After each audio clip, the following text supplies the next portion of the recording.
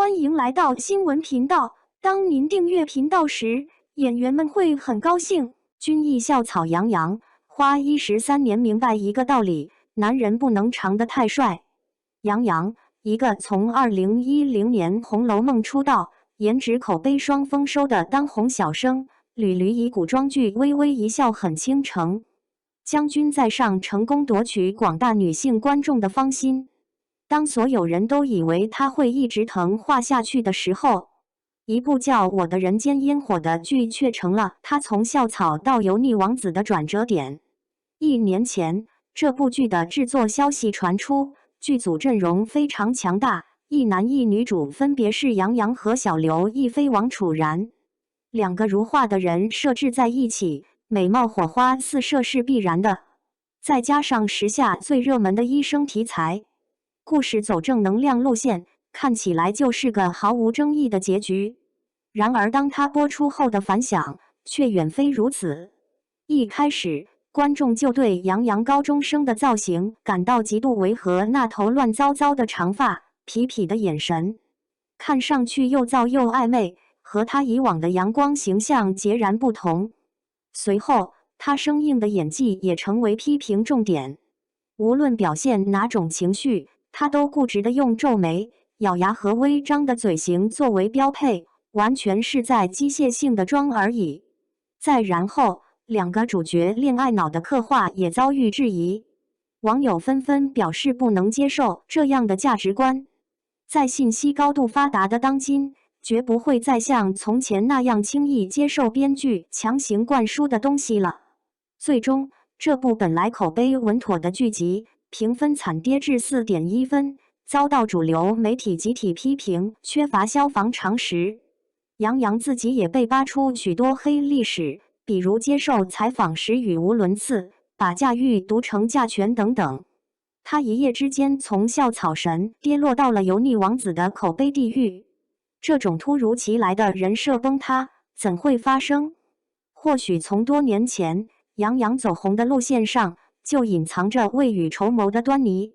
他最擅长也最舒服的只有2类角色，要么古装美男，要么校园暖男。你是我的荣耀这种青春偶像剧几乎成了他的专长，观众也更习惯于接受他这种单一的帅哥人设，对其他可能性不感兴趣。所以当编剧与导演突然要他跳出这种圈子，演绎一个乖张叛逆的角色时，硬生生把一个温顺的羊装扮成了一只骄傲的孔雀。这难以想象的反差，注定会把观众对他的刻板印象打破。王楚然的出色表现更加凸显出杨洋的不足。一名女演员的惊艳来袭，直接就把男主角比下去了。这对杨洋未来的发展影响重大。一时间，他从国民校草跌落到油腻王子，令人扼腕。这种差评是否过于苛刻呢？毕竟风口浪尖上的名气来得快，去得也快。也许对杨洋来说，这更是一个警醒，提醒他应该打破自我定势，主动寻找突破口，不能再仅仅满足于一成不变的形象塑造。只有不断涅槃浴火，他才能真正完成从校草到演员的蜕变，让油腻的标签成为另一个全新起点。一个优秀的演员从来都不是局限在某一个固定人设，而是需要不断的创新自我，挑战各类不同的角色，才能让观众看到他真正的实力所在。这一系列的反转无疑为杨洋的演艺之路敲响了警钟。我们也期待着在不远的将来，一个全新的杨洋能够重生在大荧幕上。届时，他定会用出色的演技证明自己，让大家再度刮目相看。从小帅到大帅，再到口碑塌房，杨洋的演艺路。杨洋，一个从小就帅出天际的男孩，他漂亮的外表为他在娱乐圈铺平了一条康庄大道。但是当他走到人生的十字路口时，成功的道路似乎并不像他想象的那么顺利。小时候的杨洋就像从漫画里走出来的角色，浓眉大眼，五官精致而不娘气，秀气中透着一股子帅气。这样的外形天赋，让杨洋从小对舞台充满了向往。为了打磨技艺，他高中选择了进军中国歌舞团学习舞蹈。尽管要自费高昂的学费，但对梦想怀揣热忱的杨洋毫不在意。他期盼着有朝一日自己能在舞台上大放异彩，让所有人为之倾倒。果然，在2010年高中毕业后，杨洋以其惊为天人的外貌抢占了新版《红楼梦》中的宝玉一角，这成了他逐渐走红的起点。接下来几年，杨洋凭借帅气的外形和专业的舞蹈训练，在一部部古装剧中如鱼得水。在那个古装丑男当道的年代，杨洋的突出给人们带来了视觉冲击。他高大挺拔的身姿，娴静流畅的动作，无不令观众为之倾倒。业内许多前辈见到他也忍不住赞叹好帅。他仿佛天生就该站在舞台的中心，成为众人瞩目的焦点。然而，当杨洋试图转型现代剧时，情况就不那么乐观了。原本被夸赞的外形，此时却成为了累赘。在最新播出的都市剧《我的人间烟火》中，杨洋的土间烟火造型遭到了群嘲。那头乱糟糟的长发和痞痞的表情，与观众印象中的杨洋截然不同。更致命的是，多年沉淀的外形包袱使杨洋的演技捉襟见肘。他生硬的表演完全暴露了只会装帅的痛点，这在多位实力派男配的衬托下更加明显。一向温顺可人的校草形象在此刻破灭，杨洋不得不正视自己在演技上严重的短板。多年来，他太过依赖外形优势，以至于演技的积累严重不足。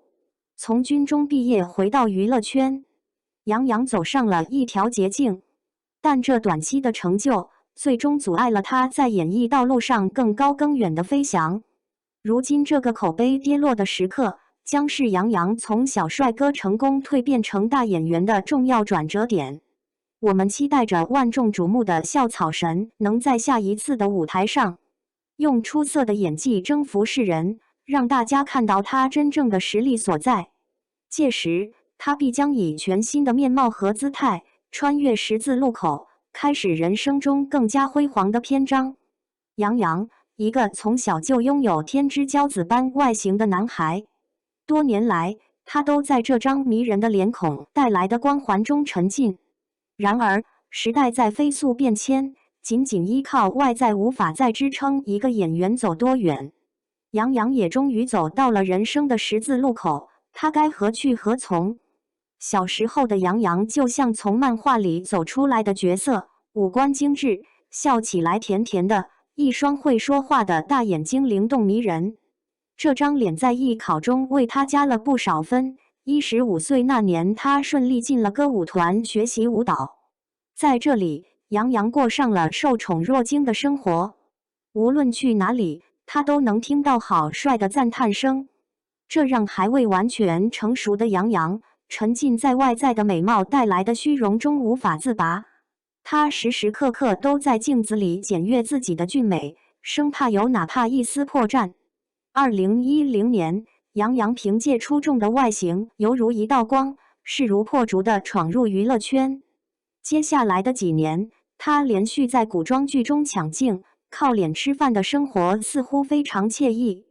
但是近年来，情况出现了微妙的变化。随着时代的进步，观众的审美也日益提高。单一的外形依赖已无法在这个竞争激烈的新时代立足。杨洋必须正视自己严重的演技短板，这成为让他在转型道路上一遍遍跌倒的致命弱点。距离杨洋同期的演员，无论是实力派的朱一龙，还是善于变通的陈晓，都在各自的位置上蓬勃发展。而深陷外形传统的杨洋，目前还停留在原地。其实，杨洋也曾有过转型的尝试。然而从《我的人间烟火》里的口碑跌落可见，仅仅依靠一张脸是远远不够的。如今，杨洋终于来到了人生的十字路口，是继续沿用老路一成不变，还是鼓起勇气朝全新方向进发？其实杨洋完全有实力完成这次蜕变，多年的舞台训练不是白费的，只要他肯舍弃包袱，发掘内心的力量，就一定能找到突破。我们期待杨洋放下外在，打破自我定势，成为观众心目中真正出色的大演员。